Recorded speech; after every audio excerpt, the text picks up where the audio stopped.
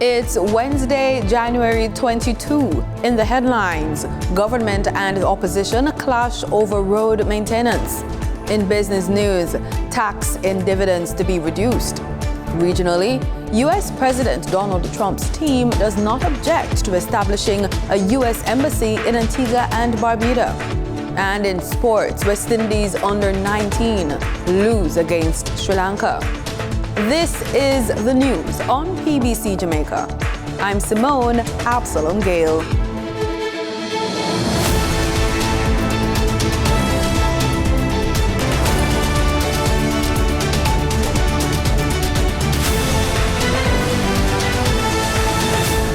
The government and opposition are at odds over who is responsible for the poor state of the country's roads. Arguments were traded on both sides of the aisle inside Gordon House on Tuesday during the weekly meeting of the lower house. Prime Minister Dr. Andrew Holness rose to update the members about the ongoing rehabilitation projects being carried out across the nation's roads. Members of the public have been voicing concerns about the financial burden from vehicular damage and daily delays due to potholes along the nation's roadways. Mr. Speaker, we have roads that were built 30, 40 years ago, not properly maintained. The surface has deteriorated. The commuting public, number of persons using our roadways has increased. The number of motor vehicles would have increased. The weight of the vehicles that are on our roads would have increased. He also said that the roads have been affected by the impact of climate change. The rainfall that we experienced last year, in particular late last year, was highly unusual and off the charts in terms of the impact on infrastructure. So we are facing two challenges at the same time in terms of our infrastructure. Old and aging infrastructure that was not properly maintained over the last 30 years of underinvestment and worsening, and then, Mr. Speaker, the worsening effects of climate change, destroying that infrastructure at an unprecedented rate. Responding to Dr. Holness, opposition leader Mark Golding disagreed with the statements, arguing that the Jamaica Labour Party administration should accept responsibility. Despite the growth in fiscal space, which is a result of the reforms and the successful execution of the IMF program under the Portia Simpson Miller administration, which has yielded a great legacy to this country, you have not used those resources on the road network. You have used it on a proliferation of other things. And to say that climate change is responsible for all of the potholes in the country is absolute nonsense, and the people don't believe it and they don't accept it, and you're going to pay the consequences of it politically in the months to come.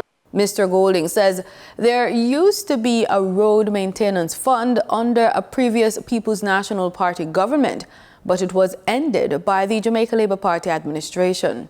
There used to be a road maintenance fund which was established and funded to support road maintenance programs. That was put to an end under the JLP government to help to finance some of the loans that were taken from China, as it was in that case, to finance some of the major road projects. Jamaica's had decades of major road projects, but very little road maintenance. Responding, Dr. Holness said the JLP got rid of the road maintenance fund because it was costly to maintain. He also pointed out that the funds were raised from a special tax on fuel and were never enough in the first place. Professor Dale Weber has been named Jamaica's first Special Envoy for climate change, the environment, and matters of the ocean and the blue economy. The announcement was made in Parliament on Tuesday by Minister without portfolio in the Economic Growth and Job Creation Ministry, Matthew Samuda. The need for this role has arisen from the significant demands being placed on all nations in the multilateral arena to participate in fora that focus on climate change, environment, and ocean arrangements, as well as a stock taking and evaluating of the implementation of existing agreements, treaties, and numerous technical negotiations. Mr. Speaker, in many ways, this portfolio is not simply a local one. It dominates much of the multilateral bandwidth, as the issues of climate change and environmental degradation are the defining challenges of our generation. Bank of Jamaica's Governor Richard Biles says the central bank is contemplating legal recourse to get commercial banks to move interest rates in line with similar movements by BOJ. Responding to questions at the latest meeting of Parliament's Economy and Production Committee, Mr. Biles explained that the problem largely stems from the fact that while there are 11 banks operating on the island, the landscape is dominated by 2 large banks. He was responding to questions from opposition member Anthony Hilton about why the pass-through mechanism for BOJ's policy rates does not appear to benefit customers of commercial banks. The banking system, and by that I mean the deposit-taking institutions, that business is dominated by 2 of 11 institutions, and by dominated I mean they have approximately 60% of the savings accounts, and that's the heart and soul of a viable commercial bank. The power, that's the power that a commercial bank has, the savings deposits. And so the objective is, in the medium term, to democratize, if I could use that word, more the banking system in terms of where people save. But of course, it is people's choice. The BOJ rate was lowered 4 times last year to 6%. Banks usually adjust their rates more quickly whenever the BOJ increases its policy rates, prompting Mr. Hilton to comment that businesses and households were not benefiting from the lower rates. A 48-hour curfew has been imposed in sections of the Kingston Eastern Police Division. The curfew came into effect on Tuesday, January 21, and will remain in effect until 12 p.m. Thursday, January 23. The areas for the curfew are as follows. North, along an imaginary line from the mountain ridge from Mountain View Primary School to the Cane River Falls. South, along the coastline from the bridge at 10 miles to Flag Circle. East, along an imaginary line to the Cane River Falls leading towards the bridge at 10 miles Bull Bay. West, along South Camp Road from Flag Circle to Vineyard Road onto an imaginary line to the Mountain View Primary School. During the hours of the curfew, all individuals within its boundaries are required to remain within their premises, unless otherwise authorized by the ground commander. Assistant General Manager for Compliance at the National Housing Trust, Damian McNally, is reminding Jamaicans that only employers, employees, self-employed and voluntary contributors are able to access NHT refunds. We all are aware that employers have the responsibility to deduct NHT, the 2% contributions from the employees, and remit it along with 3% contribution that is paid by the employer. We want to underscore the importance of our employers remitting these amounts, right? These amounts are supposed to be remitted on a monthly basis. He says employers who do not pay these deductions will face penalties. At the end of the year, the employers are required to file their annual return, which is the SO2. The return becomes due by January 1 and becomes overdue by the end of March each year. It is important that all employers deduct and remit contributions for all employees. Mr. McNally notes that employees can access the NHD website and get updates on the status of their contributions. And so it even assists us with compliance, because prior to that, we would encourage persons just to, retain or save their last pay slip, come and talk with the National Housing just to see that their contributions are paid over. That's still an option, but you have real-time information. They don't need to call us. They probably to just engage us when it is that you are not seeing it or whatever you're seeing does not reflect what was actually deducted from your salary. And we are saying that whenever you face with that situation, reach out to us at the National Housing Trust.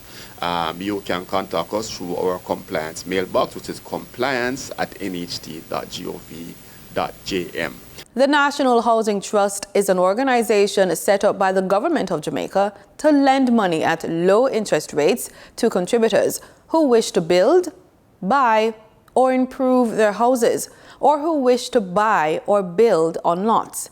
Contributors are entitled to receive a regular contributions refund in the 8th year after the contribution was made. Time now for the Business Report with Denise Williams.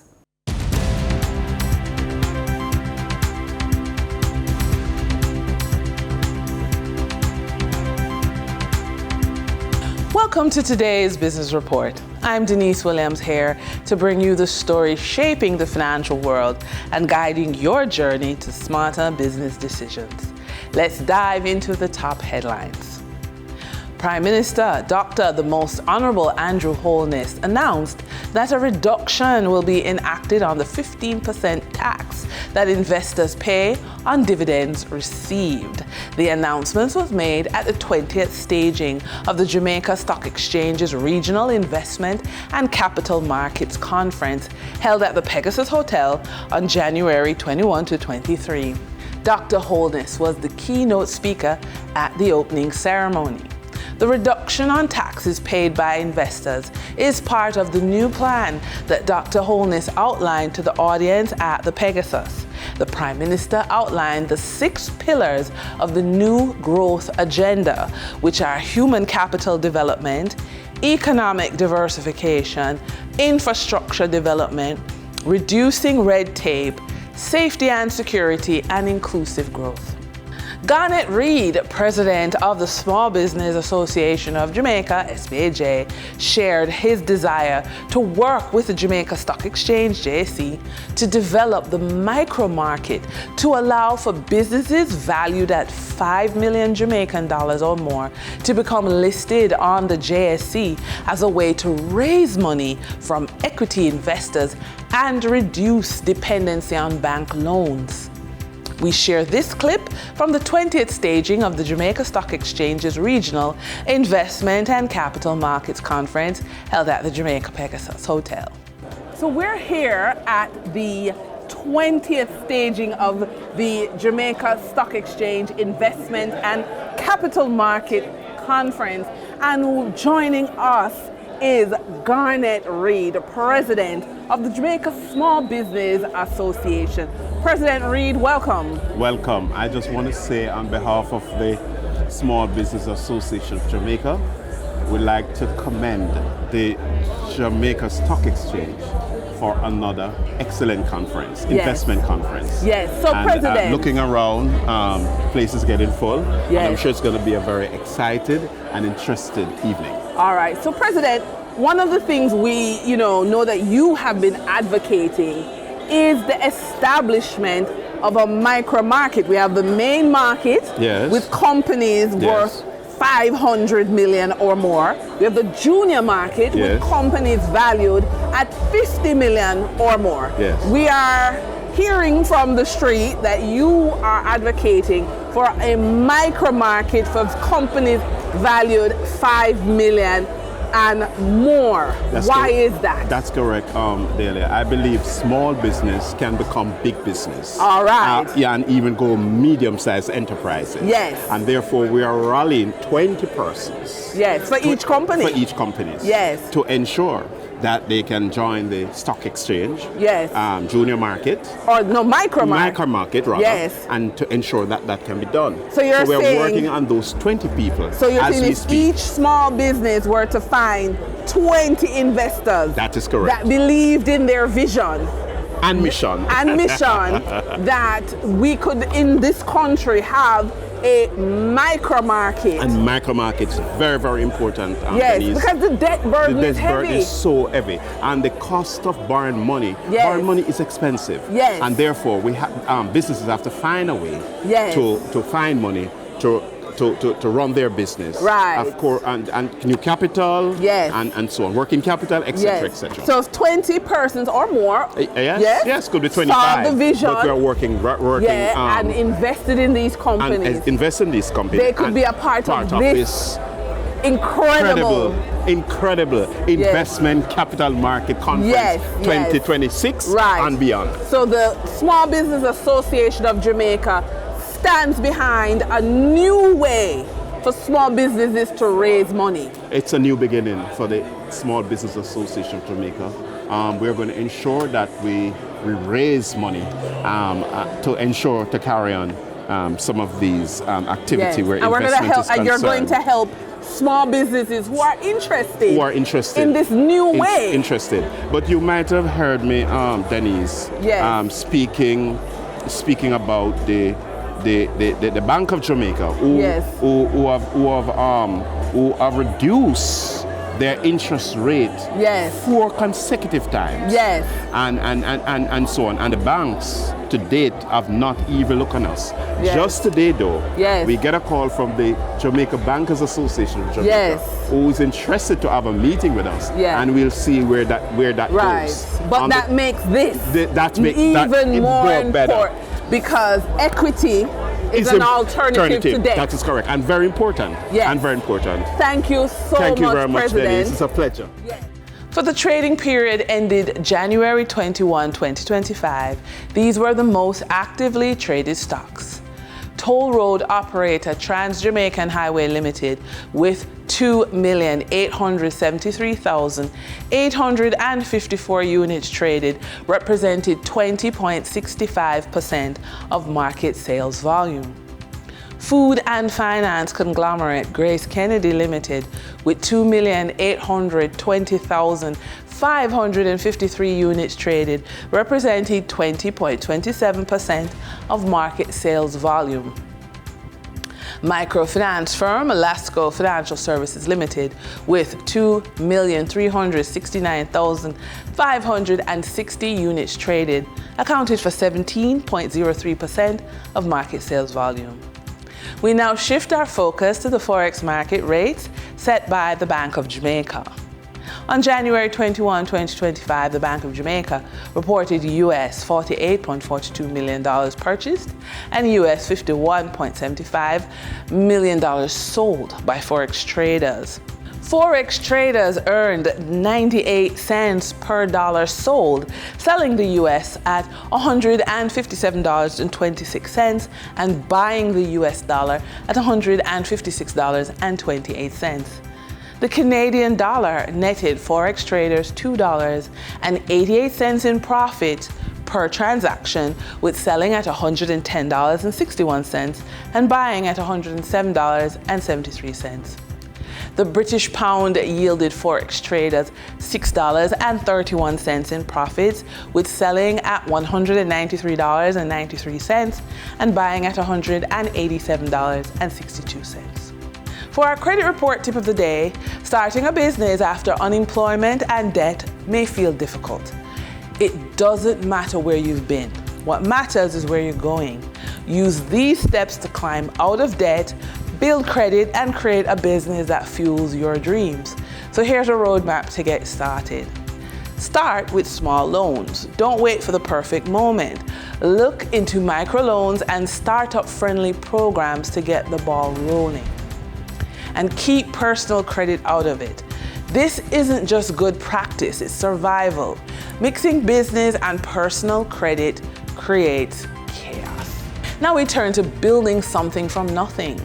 For resilience and recovery as a professional woman over the age of 45, age is your advantage. You bring wisdom, tenacity, and a deeper sense of purpose to the table. Start small, stay consistent, and watch the efforts into recurring streams of income grow. So you've got to get clear on your why. Why are you building? For your family, your legacy. The why will get you out of bed when life tries to keep you down. And then leverage what you already know. You've spent years developing skills. Package those skills into consulting, training, or mentoring. Someone out there is willing to pay you for what you already know. And that wraps up today's Business Report. I'm Denise Williams, reminding you that every financial decision is a step toward your future. Until next time, stay focused, stay informed, and keep striving for success. See you soon.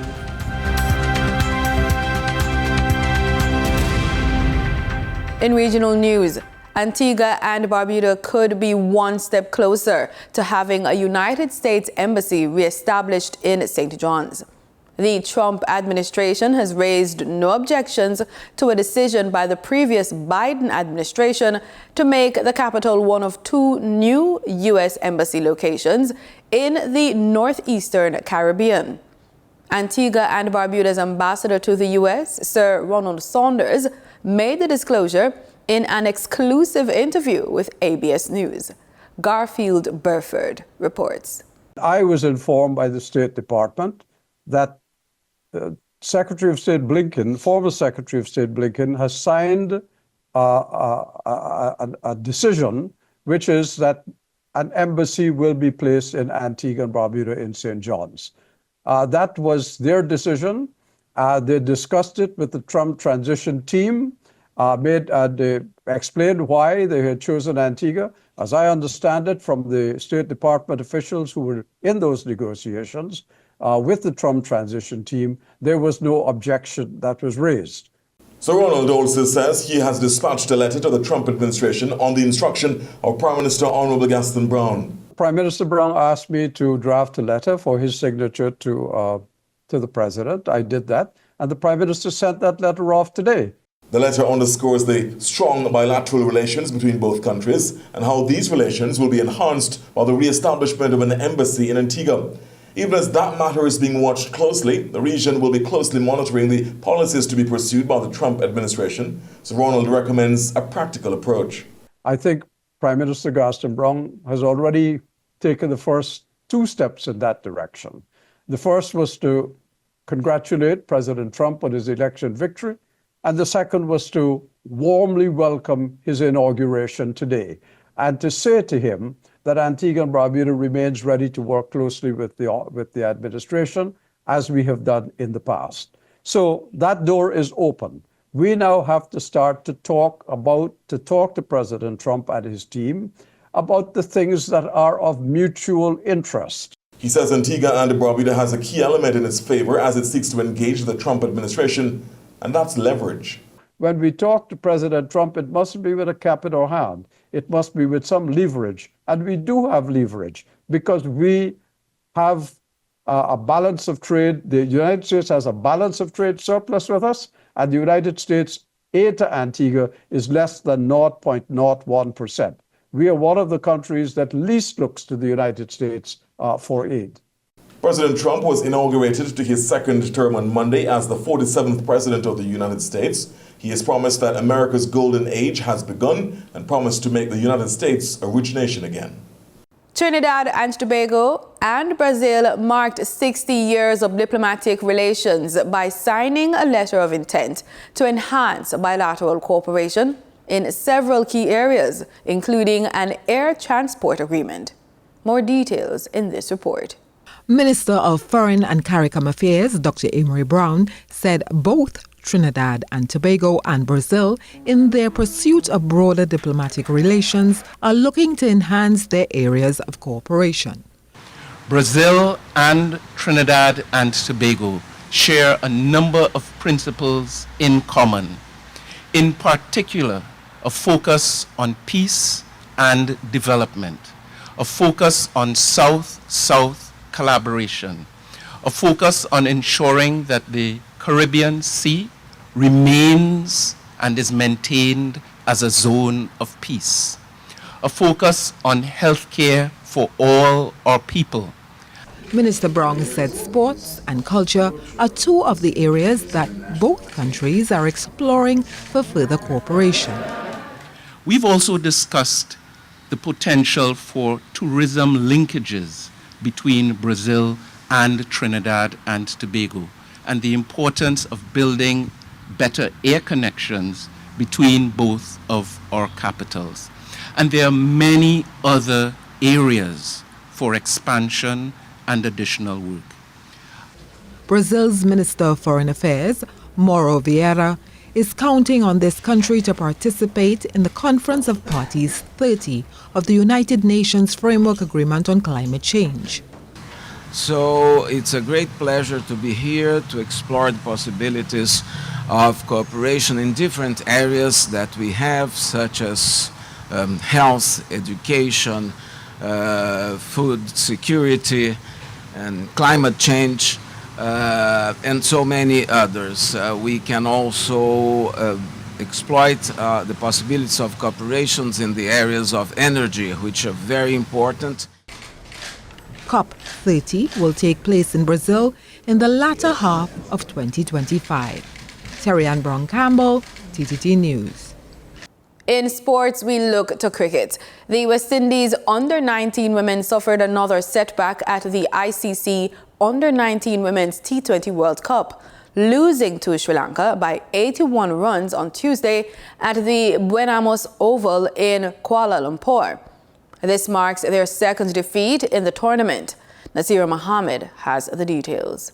Opting to bat first, Sri Lanka posted a formidable 166 for 5, led by Sanjana Kavindi, 38, skipper Manudi Nanayakara, 37, and a solid contribution from Dahami Sanithama of 31. Despite strong efforts from the West Indies bowlers, Selena Ross 2 for 25 and Jazara Claston 1 for 20, Sri Lanka's batters dominated. In response, the West Indies struggled, collapsing to 85 all out. Captain Samara Ramnath top-scored with 24, but partnerships were scarce. Jazara Claxton was next best with 15. Sri Lanka's Shamodi Praboda starred with 3 for 16, backed by disciplined spells from Limansa Tilakaratna, 2 for 7, and Aseni Thalagune, 2 for 16. Skipper Samara Ramnath shared her thoughts on their performance. Obviously, disappointing results for us, but I think credits to Sri Lanka. They played really well today. There's a lot for us to reflect on and come back even stronger in the game against Malaysia. Despite the loss, the West Indies Women's Rising Stars side can still qualify for the Super 6 League stage, with a win in their final group match against hosts Malaysia on Thursday. Group A leaders India and Sri Lanka currently sit atop the table with 4 points each. And that's it for the news on PBCJ. You can follow us on our social media platforms at PBCJamaica. Thank you so much for watching.